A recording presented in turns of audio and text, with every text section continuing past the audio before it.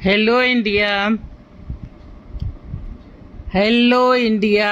बड़ों को ढेर सारा प्रणाम, छोटों को ढेर सारा प्यार और मेरे सारे सब्सक्राइबर को ढेर सारा Ram Ram. Welcome back to my YouTube channel Simi की डायरी ऑफिशियल में आप लोग का स्वागत है। दोस्तों, एक स्टोरी जो मैं आप लोगों के समक्ष रखी थी, खरीदार, उसका दूसरा पार्ट आज मैं आप लोगों के समक्ष रखने जा रही हूँ। तो देखिए कैसा लगता है, तो लाइक कीजिए, सब्सक्राइब कीजिए। अभी तक आप लोगों ने देखा कि जैसे बेला और पुष्पा दो दोस्त हैं और बेला को एक औरत जो है सो लिफ्ट देती है, घर छोड़ती है, लेकिन पुष्पा उसके अगेंस्ट उसको बहुत भड़काती है और वो डर जाती है। लेकिन बाद में पता चलता है कि वो औरत जो है जो समाज सेविका है और वो जो है सो इलेक्शन जीत जाती है और मिनिस्टर बन जाती है। और इसमें जो है सो सारे काम जो भी उसका हुआ था वो उसके पापा के प्रेस से ही होता है और दोनों परिवार में बहुत ज़्यादा दोस्ती हो गई है, आना जाना बहुत ज़्यादा बढ़ गया है। तो एक दिन बेला जब मार्केट से घर आती है तो देखती है कि चमचमाती जो है सो पत्रिका पड़ी हुई है और उस पर रमा देवी का फोटो छपा है। तो उसने उत्सुकता बस जो है सो पत्रिका उठाई और अपने कमरे में आ जाती है और उसे पढ़ने लगती है कि देखती हूँ इसमें क्या है। तो उसमें रमा देवी की जीवनी छपी थी।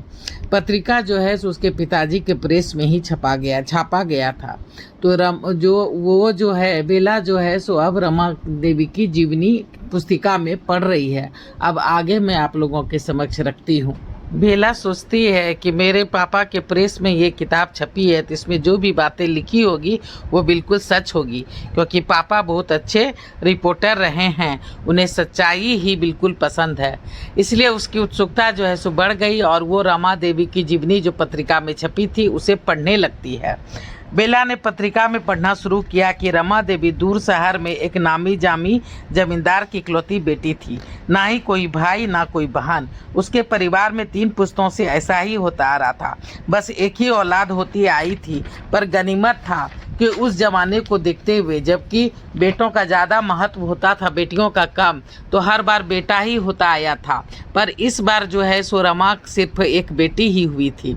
सभी पूजा पाठ झाड़ फूक करके थक गए थे पर दूसरा बच्चा नहीं हुआ था।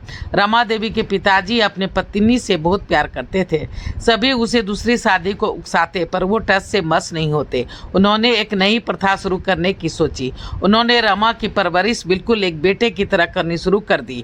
घुड़सवारी, स्विमिंग, तलवारबाजी, देश विदेश में पढ़ाई लिखाई, सभी उसे कुंवर कुंवर ही कहते। रमा बला की खूबसूरत थी और ऊपर से पूरी जमींदारी की इकलौती बारी। सभी बड़े बड़े जमींदार बिजनेसमैन की नज़र उस पे थी। पर रमा ने हर किसी का दिल तोड़ दिया, किसी से शादी नहीं की। इधर 4 पुश्त पहले के दूर दूर के रिश्तेदारों की नज़र रमा की संपत्ति पे थी। सभी महीनों आते और महीनों टिके रहते, रमा के माता पिता को लड़वाते उकसाते पर किसी को सफलता नहीं मिलती। सभी अपने जान पहचान में रमा की शादी कराना चाहते पर रमा को ये मंजूर नहीं था। जमींदार साहब हंस के कहते, जो रमा चाहेगी वही होगा। हार फार के अब दूर के रिश्तेदारों ने उसे मारने की कोशिश में लग गए थे। कभी जमींदार साहब पर हमला करवाते तो कभी उसकी पत्नी पे तो कभी उसकी बेटी पे।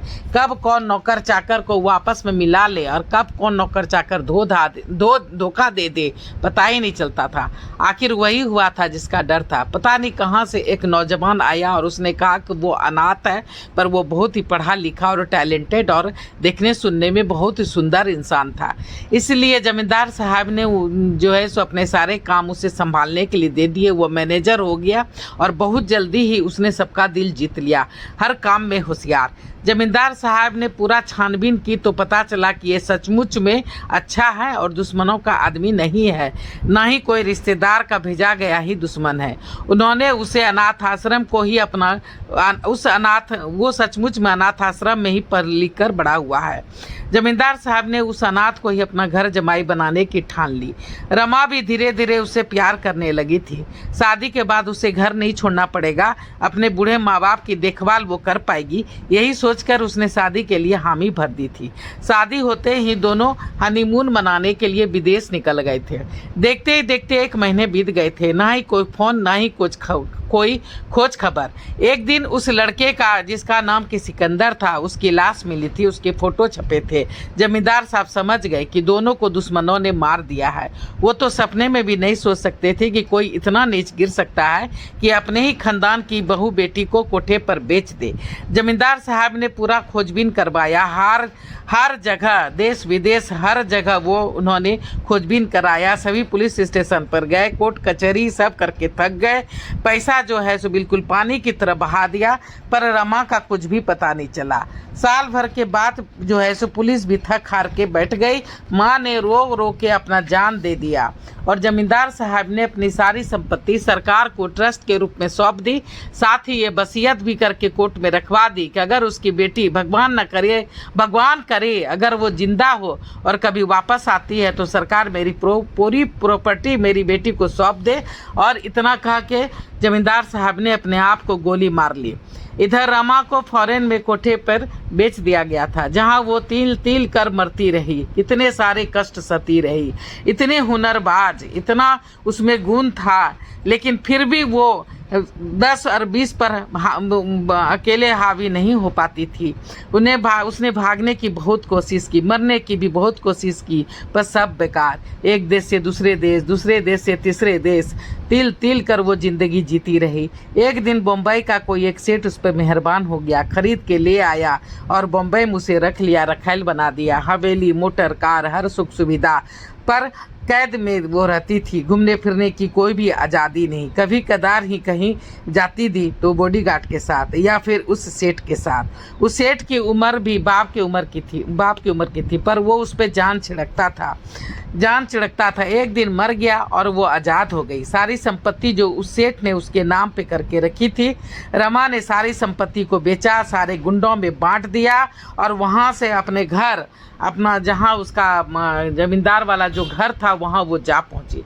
कोर्ट में जो है सो उसने केस चलाया और उसके सामने जितने भी उसको बेचते समय जितने भी उसके नाते रिश्तेदार दूर दूर के और जो भी दुश्मन लोग, गुंडा लोग उसके सामने आए थे, उन सबको उसने पहचान करवाई, खोजबीन करवाई, सबको पुलिस ने पकड़ा, केस चला और उसकी विजय हुई। रमा ने उन सारे दुश्मनों से बदला लिया, उसे जेल भेज दिया। फिर उन्होंने अपनी सारी जिंदगी जो है सो समाज सेवा के नाम कर दी। अपना कहने को उनके पास कोई भी नहीं था। माँ बाप के नाम पे सरकारी अस्पताल बनवाए, स्कूल खोला, कॉलेज खोले, अनाथ आश्रम खोला, बहुत सारी कुमारी गरीब लड़कियों का शादी करवाई और फिर उस शहर को छोड़ करके यहाँ इस शहर में आ करके बस गई। उन चारों लड़कियों को भी उसने उन गुंडों से बचाया था जो उसे बेचने जा रहा था। अब वो उसकी बेटी बन गई थी, कॉलेज आती जाती थी, पढ़ती थी। पर वो कहते हैं ना कि बात का पतंगड़ हमेशा बनता ही आया है। लोग अच्छाई पचा नहीं पाते हैं, मीन मैक निकाल ही लेते हैं। देखते ही देखते 2-4 साल बीत गए थे। शहर की काया ही अब पलट हो गई थी।